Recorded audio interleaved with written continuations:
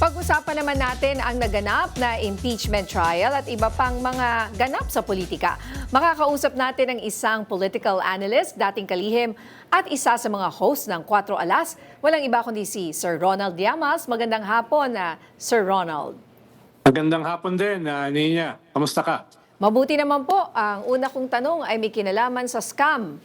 Sir Ronald, na hindi ko naman tatanong kung na-scam ka na. Pero tinawag ng na-scam ni Attorney Lorna Capunan yung paggamit ng confidential funds. Yung ginawa ng OVP at ng DepEd. Sa tingin nyo, malakas ba yung ganitong framing para po sa public perception at sa mga senator judges? Yes, dahil marami kasing maraming ipinakita yung prosecution na mga documentary evidence para suportahan yung claim nila na somewhat may scam na nangyari dito. Siyempre, yung matagal na nating alam, yung pangalan ng mga binigyan daw nung budget, no? Sila Piato, sila Nova, sila Tempura, no, etc. Pero ngayon ay mas lalong lumalabas yung mga dokumento na parang ang may scam. Dahil nga, lumalabag mismo ito dun sa circular governing confidential fund ng COA. At yun yung nakita doon sa testimony ni Wamil at saka nung isa pang testigo, nakalimutan ko na yung pangalan, na pinesinta today. Opo. Na talagang mayroong malinaw na mga violations. Kaya kung hindi mo na-liquidate yung budget na ibinigay sa iyo in the hundreds of millions, talagang may presumption na nagamit mo yan personally, hindi yan nagamit ng iyong opisina, kaya ini-issuehan ka ng notice of disallowance. Yun yung pinakamahalagang manifestation na merong scam na nangyayari. Ayun. And yun nga, kasama ba dito yung unusual daw ayon sa COA na ginamit yung, for example, gamot bilang reward sa mga informants tulad nung kay Mary Grace Piatos, for example, na binigyan raw, tama ba? 70,000 para raw sa gamot? Yes, dahil nga ibang usapin pa kung saan ginamit yung mga intelligence fund, halimbawa sa kanilang mga assets, kanilang mga witnesses, kanilang mga safe houses, na kahit doon nga ay may nakikita silang mga red flags. Dahil halimbawa, mga safe house na sobrang mahal ng renta, no? At saka mga assets na medyo parang hindi ka paniwala yung kanilang mga pangalan, no? Aliases.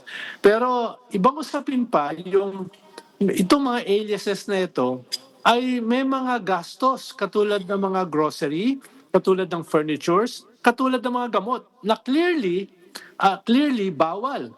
Bawal even for confidential funds, no? So, ibang usapin pa yung mga nagastos na may question at red flag, iba pa yung talagang clearly ay bawal o pinagbabawal sa confidential fund. So, nagpa-pile up ito. No, kaya nga naging debate itong mga acknowledgement receipts na kine-question ng defense na baka hindi tugma yung acknowledgement receipts ng defense at saka ng prosecution. Kaya ginawa ni Prosecutor Lorna Capunan, di sige, gamitin na lang natin yung ebidensya nyo na artificial receipts dahil para mabilis na yan, para wala ng away, dahil lahat naman yan ang galing sa COA. So, may ganong klaseng hirit yung prosecution. Ano pong masasabi nyo nga pala kay Attorney Lorna Capunan? Well, Sa kanyang mga yung hirit. isa kasing Opo. problema dito sa article of impeachment na ito, dito sa confidential fund, ay masyadong na-over proceduralize. Ang pinag-uusapan dito, yung bulto ng usapan, yung mga documentary evidence. Halimbawa, COA reports, no? Tax reports, bank reports, at iniisa-isa yan. Kaya medyo tedious para sa mga nanonood. Ang ayaw ng prosecution ay mag-sign off yung mga nanonood dahil napakahalaga ng nanonood as the court of public opinion.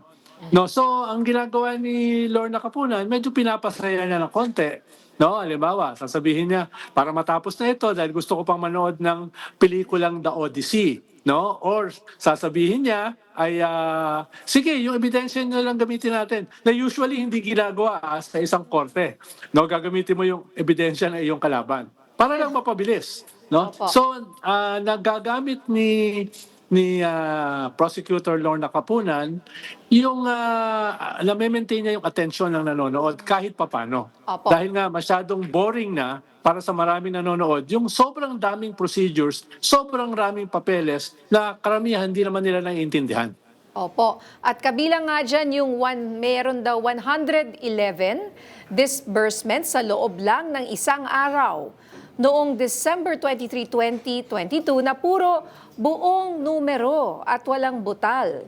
Normal ba Yes. ganitong cashing out bago magpasko raw o pampabilis lang para raw maubos yung fund? Natawa ako dahil nakita ko lang yung mga ganyang klaseng budgeting dito sa investigasyon ng Blue Ribbon Committee dito sa mga flood control projects. Mga numero na wala man lang butal. Kaya very suspicious. Ganun ka-eksakto yung pagkakagastos, no? Usually may mga butal yan eh, no? Kaya ginamit nila yan to emphasize the point na malamang merong mga anomalies dito. Malamang meron nga ditong scam. Bakit ganyan ka-eksakto yung mga numero ng pera? Oo nga. Alright, and eto po sa gitna nito, kumalat naman yung chismis na inaresto umano si Senator Bato de la Rosa kaugnay nga nitong ICC warrant of arrest. Pero ito nga kanina, tinawag ng Malacanang na diversionary tactic galing daw ito sa mga kakampi ng VP. Tingin niyo po ba epektibo yung mga ganitong ingay para matakpan daw ang COA revelations sa impeachment?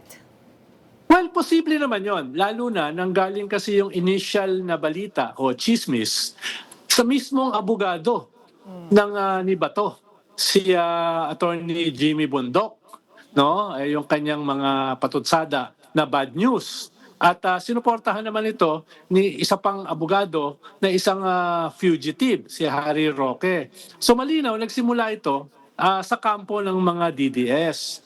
No? At kumalat ito, ang dami nga nagte-text sa akin, ang dami nagtatanong. Ang sabi ko sa kanila, fake news yan.